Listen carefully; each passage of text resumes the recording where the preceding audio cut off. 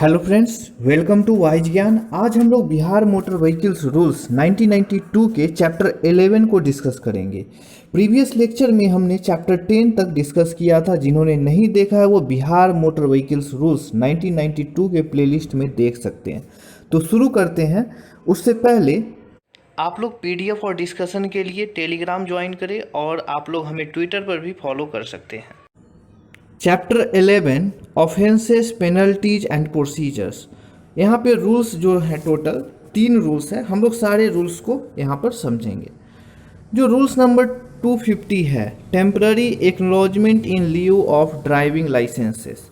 Driving licence के एवज में टेम्पररी जो एक्नॉलेजमेंट है उनको देने के संबंध में यहाँ पे डिस्कस है। तो यहाँ पे जब हम समझते हैं तो यहाँ पे section 206 power of police officer to import document के बारे में पहले समझते हैं कि ये क्या कहता है। पुलिस ऑफिसर के पास पावर है, अगर उसे लगता है कि कोई ड्राइविंग लाइसेंस में जो डाटा है या ब्यौरा दिया गया है या फर्जी डीएल है, मीन्स गलत डाटा है या फर्जी डीएल है, तो डीएल को जब्त कर सकता है। ये बातें कही गई है। तो इस केस में क्या करेगी, जो मोटर व्हीकल डिपार्टमेंट के ऑफिसर उसके टेम्पररी जो डीएल है, ड्राइविंग लाइसेंस, उसको ले सकती है उसको वेरीफाई करने के लिए, और उसके एवज में एक temporary acknowledgement form L temp issue करेगी। ओके, और इसकी वैधता तब तक रहेगी जब तक कि उसका जो डीएल है सस्पेंड या कैंसिल नहीं होता है। ओके, और जब तक कि डीएल वेरीफाई नहीं होता तब तक उसे जो ओनर है, मीन्स जो डीएल है जिसका, वो उसे यूज कर सकता है टेम्पररी एक्नॉलेजमेंट को। अगर कोई ऑफिसर मांग करता है इस पीरियड में, तो डीएल के बजाय वो टेम्पररी एक्नॉलेजमेंट को दिखाएगा, वो वैलिड है। ओके, ये बातें यहाँ पे कही गई है। और यहाँ पे जो प्रोवाइडेड बशर्ते क्या क्या चीज़ें हैं वो यहाँ पे मेंशन है कि जो अथॉरिटी है टेम्पररी एक्नॉलेजमेंट को तब तक के लिए बढ़ा सकती है जब तक कि उसका ओरिजिनल जो डीएल है, ड्राइविंग लाइसेंस, रिटर्न नहीं हो जाता है। ओके, तब तक वो टेम्पररी एक्नॉलेजमेंट को एक्सटेंड कर सकता है। लेकिन अगर किसी का डीएल का वैलिडिटी उस पीरियड में ख़त्म हो जाता है तो उसका टेम्पररी एक्नॉलेजमेंट का भी जो वैलिडिटी है वो वैलिडिटी ख़त्म हो जाएगा। ये बातें यहाँ पे कही गई है।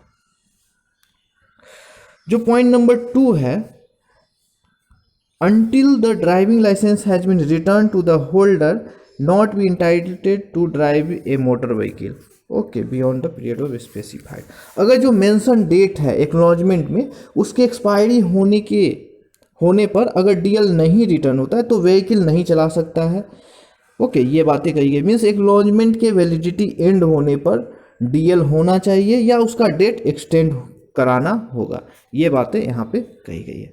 पॉइंट नंबर 3 जो है, no fee shall be payable in respect of temporary acknowledgement under this rule. Temporary acknowledgement के लिए कोई भी फी देना नहीं लगता है। ये बातें यहाँ पे कही गई है। ओके, नेक्स्ट जो है rules number 251, temporary acknowledgement in lieu of certificate of registration. Means certificate of registration के एवज में टेम्पररी एक्नॉलेजमेंट देने के संबंध में यहाँ पर डिस्कस है। जैसे रूल्स नंबर 250 में हमने पढ़ा ड्राइविंग लाइसेंस के केस में, उसी तरह से सर्टिफिकेट ऑफ रजिस्ट्रेशन में भी यहाँ पे ये बातें कही गई है। तो इसमें जो सेक्शन है, एक सेक्शन मेंशन है 213 appointment of motor vehicle officer. इसको पहले समझते हैं कि जो सेक्शन 213 में कहा गया है कि कोई जो मोटर व्हीकल ऑफिसर्स हैं, जो अथॉरिटी है, ऑथराइज है, वो इंक्वायरी कर सकता है। अगर उसे लगता है कि कुछ गलत है, सर्टिफिकेट ऑफ रजिस्ट्रेशन गलत है, तो वो इंक्वायरी कर सकता है। ओके, और वो उसके लिए उसके जो सर्टिफिकेट ऑफ रजिस्ट्रेशन है उसे टेम्पररी लेकर उसे जो वेरीफाई करने का प्रोसेस है वो करेगी, और उसके एवज में उसे टेम्पररी एक्नॉलेजमेंट उसको प्रोवाइड करेगी। और वो जो एक्नॉलेजमेंट होगा वो फॉर्म सी टेम्प में, CTMP टेम्पररी, ये फॉर्म में उसको इशू करेगी। और जिस तरह से ड्राइविंग लाइसेंस के केस में हमने देखा कि जो अथॉरिटी जो टेम्पररी एक्नॉलेजमेंट को देगी वो बढ़ा सकती है जब तक कि उसका ओरिजिनल जो सर्टिफिकेट ऑफ रजिस्ट्रेशन रिटर्न नहीं हो जाता है। ओके, लेकिन इसमें भी वही केस है कि अगर उसका जो ओरिजिनल जो ये सर्टिफिकेट ऑफ रजिस्ट्रेशन है वैलिडिटी उस पीरियड में ख़त्म होता है तो उसका टेम्पररी एक्नॉलेजमेंट का भी वैलिडिटी ख़त्म हो जाएगा।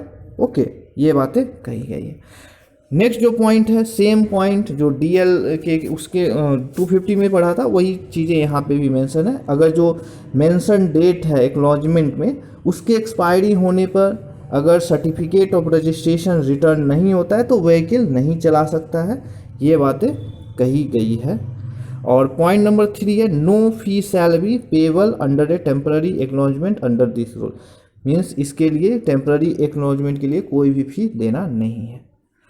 नेक्स्ट जो हमारा है rules number 252, penalties for causing obstruction to free flow of traffic.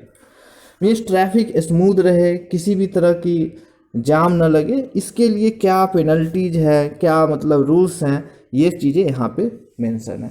जो हम लोगों ने रूल्स नंबर 193 पढ़ा था, stationary motor vehicle on road, ये हम लोगों ने कंट्रोल ऑफ ट्रैफिक चैप्टर 8 में डिस्कस किया था। जिन्होंने नहीं देखा है वो चैप्टर 8 सारे रूल्स को देखे, सारे चैप्टर को कम से कम एक बार जरूर देखें।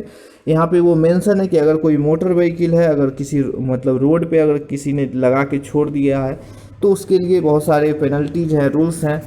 Section 127, removal of motor vehicle और left unattended on a vehicle public place. Means कि अगर कोई पब्लिक प्लेस में कोई गाड़ी को खड़ा करके छोड़ देता है तो उस पुलिस ऑफिसर उसे हटाएगा, इस तरह से सेक्शन 127 में मेंशन है।